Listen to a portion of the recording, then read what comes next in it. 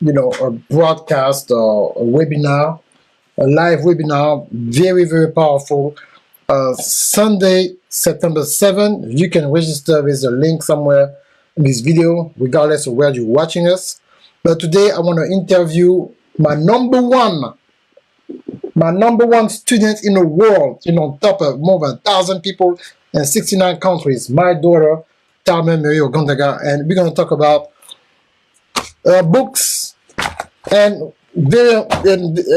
something else too, like the process of how she thinks about, when she's writing and stuff like that. In 2024, remember, like we look at that camera over there. Oh, okay. In 2024, so we want to make sure that people understand that the importance of content and the importance to owning the content. So first of all, introduce yourself. People might don't know who you are, even to know. So who are you? Who I am? Yes. I am Talmer-Marie Ogandaga, world-renowned best-selling author since I was 7 years old. Wow, I like that. Let's start. I like that. Let's start to make some noise about what you're saying. This is some powerful stuff. What you say right there. Yeah. That's some powerful stuff. You said, like, what? You are what? A best-selling author since you were 7 years old. 7 years old? Oh my God. This is serious. Ooh, The Alchemist. No, we're going to put that. So people are not ready for that. We're not ready for that. Oh. So can you repeat, please? So who are you? Who I am? Yes. I am Talmer-Marie Ogandaga, best-selling author since I was 7 years old. Yes. Yeah. Okay, so now, can you tell people who don't know who you are, how in the world you start writing when you were 7 years old, and who got the genius idea to think that you can be an author? Can you tell us about that? Of course. Okay. So, before I say anything, I hope all of you are having a good day, and I hope that you are staying with the Lord. In this 2024, don't you guys worry, you're going to be super cool as long as you stick with God and do your passion. But how I became an author?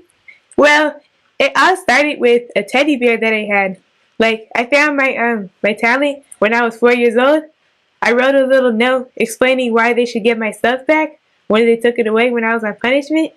And that's pretty much when it started. Okay. Like, when I would think about stuff and problems around the world, I would be like, how do I express myself? And then it goes from my mind to paper. Like, it just flows out. Like it's just like a connection from the pen, from my mind to the pen. Like, when I just write, it just flows out. Okay, that's very important because most people adults, when they write, most of the time they write on a computer. So your mom have to write on your notepad, and from notepad to the computer. So you think it's easier for you, and maybe for somebody else, that when you have an idea to take a piece of paper and write, do you think there's a certain connection between a pen and a paper? And if yes, why?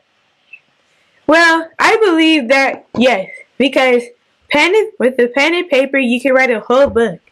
And I was just saying, like, when you have ideas and you want to jot them down, you don't want to forget them. You're like, oh my gosh, I could put some shoes on so my feet don't get wet. You write it down for tomorrow, and that's your idea. But when it comes to world problems, like ideas like bullying and racism, I would just think about it in my head, and I would just write it down. So I think that there is a connection between pen and paper because the pen has ink. That's all it has. But when you write, you have an establishment on the paper, That's good. Yeah. And so now, there's a lot of, you're 14 years old, that's your first year in high school. You have one first semester in high school. Do you think that it will help some students, can be high school or middle schooler, to express themselves, whatever they have in their mind on a piece of paper, and why? Why do you think it will help them? As a young person now, the way the world is and your interaction, you guys don't really talk to. It's not like when we grew up, I was 14 30 years ago. I'm even when I say, wow. And, the interaction was different. So now we're in 2024, how it is, the interaction between young people and stuff like that? And how important do you think it is for somebody between the age of 10 and 14 to write what they're thinking about? Okay. The reason why it's important to write down what you're thinking is because you don't want to tell nobody what you're thinking because you think it might not be right. But the only one who's not going to judge you is your pen and your paper. So you need to write that down and get that out. Even if people judge you, it doesn't matter because there's always going to be people who are judging you. Just like if you kill one spider, there will always be a million other spiders that you can't kill because they're everywhere. So you should always just like write it down how you feel because holding it in your brain doesn't do nothing for you except make you mad. You'd be like, oh, I think this every day. But yes, that's why you should write it down every day because it's good to express yourself because that's how you get like better in your craft. Okay, so that's great. So, to encourage, and later on, of course, during the year, the next conference we're going to have, Talmer going to, conduct a workshop for young creative, so just be ready and we're going to do more.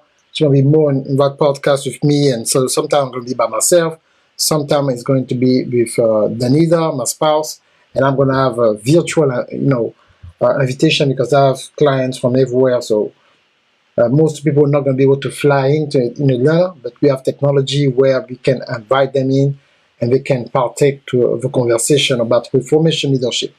Reformation Leadership podcast is a podcast where it's about reformation. It means that we have to change the way we see things, the way we do things is leadership. Leadership is everything. It's family, business, self-development, God, and, your spiritual relationship and stuff like that. But everything need to change in a way in the tools that we use to communicate with each other. So it's so important for us to have that. And this is why, I will go and give more strategy about podcasts and books and webinar and social media and AI tools, because it's so important for us to going into 2024 that not only we are aware of these new tools, but we have to learn how to use it. But the most important of that, most important is like we have to understand the purpose beyond this kind of stuff. The purpose.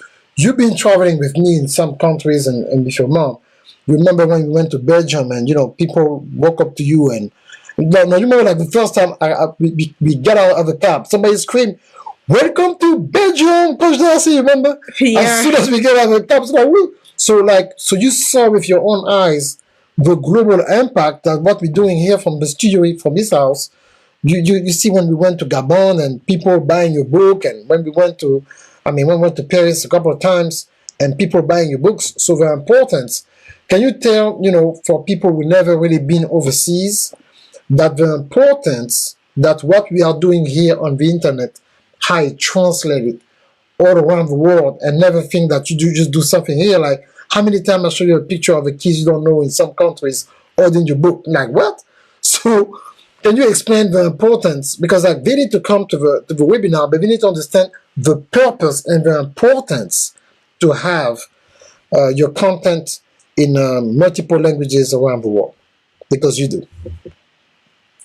Okay, so thank you, Dad, first of all. Yeah. So basically, the reason why, I always have to translate when I'm saying and stuff is because purpose doesn't have a language because everyone can do it. But the language I'm speaking, not everyone knows it. So I have to translate it into lots of languages. And I would think sometimes I would be on Google Translate, trying to learn new French words. Oh, hi, Miss Olivia. How are you? Yes, you have some comments with Olivia, with Carisha, McDaniels, and some other people on LinkedIn and on YouTube as well. And hello for people in replay. We just started like that. That's really the first, but it's really the second episode of my podcast. I really want to start talking about different things like that because I want people to understand that. And you say something so crucial. I want you to go back and you say what pushed you to say purpose doesn't have a language? Can you go deeper, s'il te plaît? I mean, as soon as French, s'il te plaît. Please. Okay, so what I was saying about purpose doesn't have a language is because when people want to do stuff that they love, and they share it with everyone, they would be like, "Oh, you're trying to make cupcakes? Don't you already do that because you're French?" Like, yeah, like people are always judging you because of where you're from, and that's why I say that purpose doesn't have a language. It's inside you. Like purpose doesn't have a language, so we should stop hating on each other just because we're doing something that is Different. yeah. Okay, well, that is something is different. And so glad that she's saying that, especially for adults. Maybe you have a gift, you have something, and you want to express yourself, and you hesitate. It's like, maybe I'm not going to have enough like, or people might not going to watch. And, remember when I always talk about, like, it's not about the likes, it's about the impact. And you saw, like, the impact that we have on people all around the world, even here in the United States, or when we go to France, or we go to Gabon, Cameroon, or Canada, or the French West Indies. Now, you have a new book, complete. You cannot save a title, okay? You cannot save a title, but I want you to talk about how important, especially me and your mom, how we push you so hard to finish that book, and how long it took you to finish that book. Can you talk about that a little bit? Okay, so basically, I was supposed to finish my book a while ago, like when I was still in 8th grade, which was like last year. But it took me so long, because when I got out of 8th grade, I had run into like lots of situations. Like I had unfaithful friends, people who hurt me. Like the whole 8th grade, like there was this one girl who didn't like me, and I just didn't respond to her. And she turned the whole 8th grade against me. So I felt like everything was against me, and it was hard. So I stopped writing because I felt like, I was like, what's the point? Nobody likes me, so it doesn't even matter.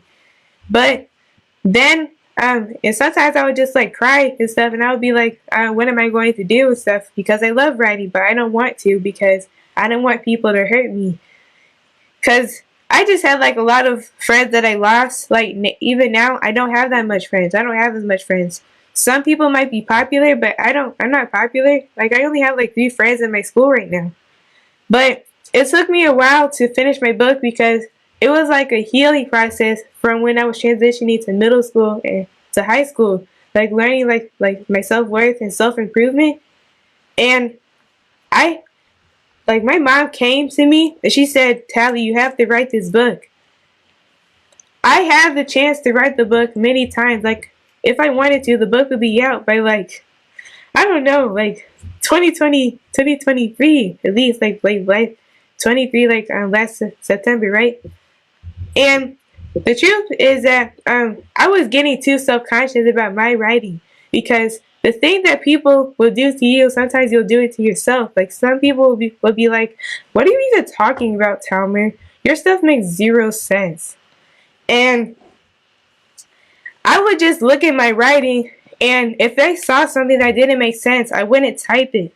And I would just be like, "Mom and Dad, I don't want to release this because some people are going to say it doesn't make sense, and I want everyone to understand." And I held back for a while because I felt like my writing wasn't perfect enough for you guys.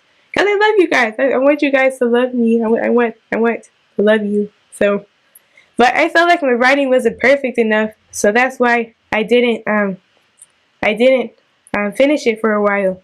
But just like I think it's sometime December, like just then I pushed through because I realized I have to get that book out because I really want to buy some stuff. So I pushed through.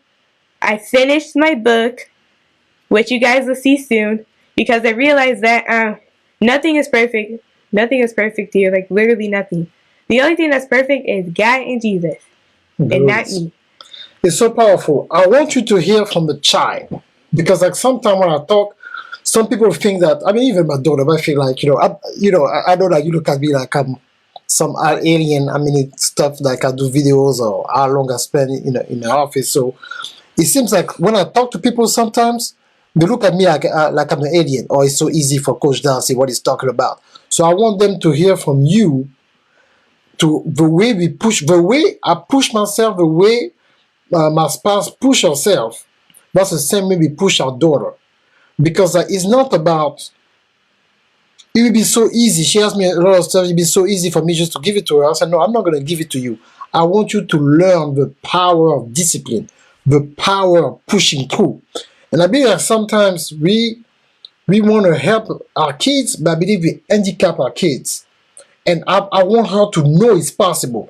And I always told her, because I'm the one who drop her at school in the morning most of the time, I always telling her, that's our time when I coach her, I tell her, I said, look, life is it's not about who's smarter.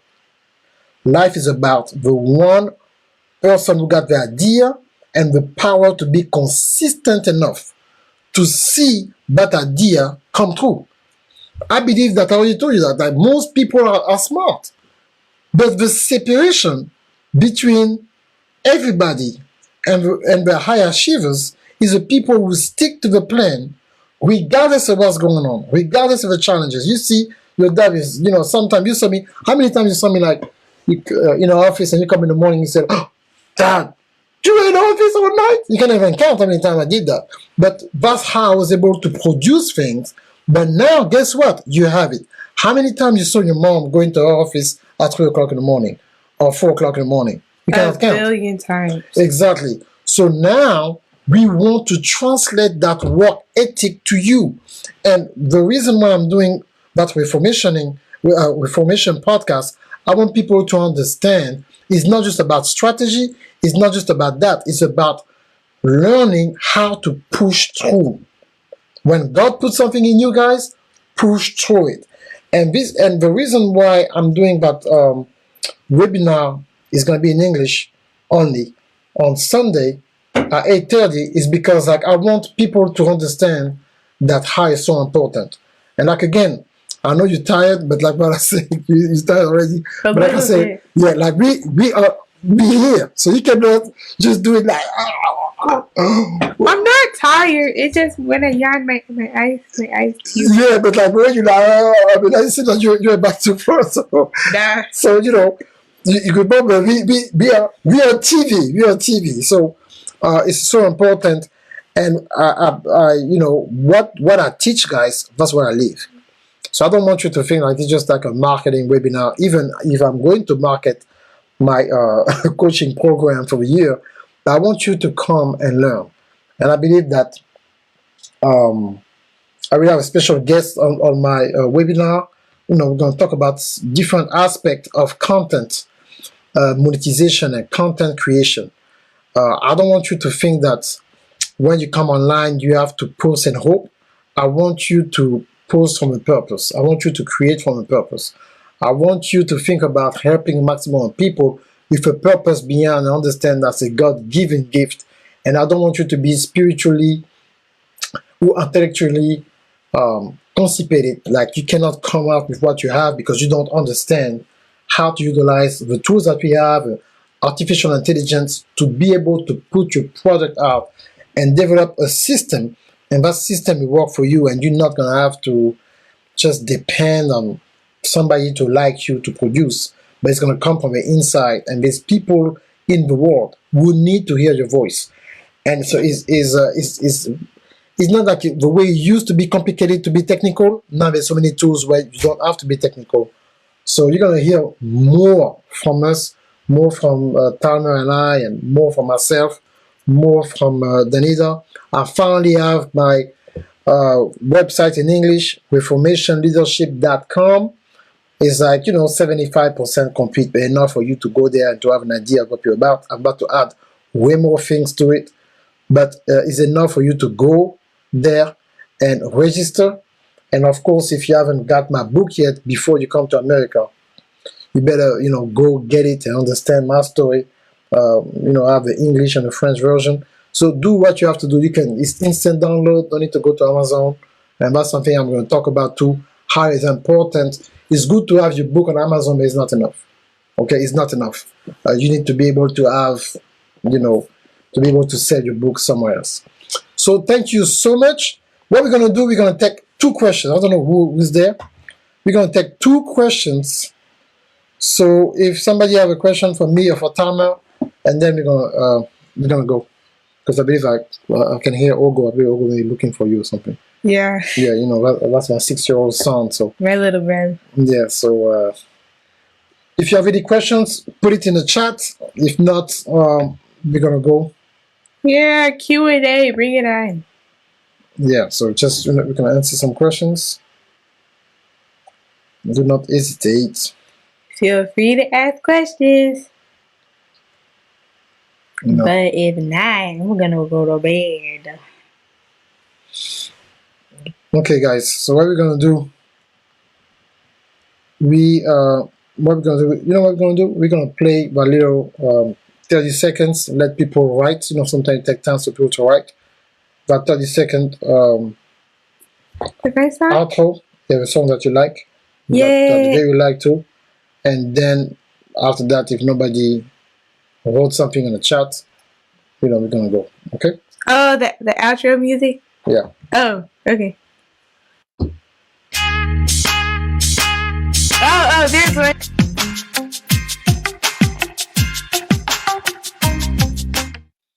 Okay, how to create more impact on social media. So how to create more impact on social media is like the question is good, but let's just remove more, because you're going to put pressure on yourself to create more impact. Start thinking about how you can make a difference. Okay, we will change that to make a difference. And to make a difference is less pressure on you. You have to increase your authenticity. So you have to reintroduce yourself, and let people know why what you have to say is so important and how somebody else might need to hear what you have to say. Somebody else might need to hear what you have to say. Okay? So that's number one. Number two, you need to establish a frequency of when are you going to communicate and for how long. And number three, you need to build a structure to make sure that you can build a rapport with people and to know who they are beyond social media. That's something I'm going to talk about in details also during my webinar, is that we need to stop counting on just building an audience on social media, because we don't own that audience. So we need to figure out a way how to transfer that section of people who are on social media for people from a social media audience to a tribe outside social media. So when I talk about outside social media, I'll talk about a structure, a way for people to be able to get into it. Auntie Christina! Yeah, Auntie Christina. So hi! We love you. So that's very important, okay? So like Christina was saying, you reintroduce yourself. And then I want you to have a frequency every Monday, every Wednesday, or every Friday. Now, with the way social media consumption is, if you try to build something, I will, produce something 3 times a week, or create a podcast of 30 minutes or something like that, and then make sure that you segment that podcast into reels that maybe every 48 hours. But even when you have a reels, you want to make sure that you have what I call a digital headquarters. So after somebody watch your video or reels, 1 minute, 30 seconds, a post, where can they go to get more of that? And that cannot be coming back on social media. You have to give them a snippet. It should be a place where people can go and just consume your content on demand. 3, 4, 5, 6, 7, 8, 9, 10, 12 pieces of content. How do you think you can make a difference on social media from your point of view of a 14-year-old? I really want to know from your point of view. Don't think about what that is thinking about, but like as a young person, how you will think an adult can use a social media. What platform do you feel like, that person can use to make a difference? Go ahead. Just what you think. I want to know what you think. Like what platform? Mm-hmm. Like what platform? Yeah, what platform and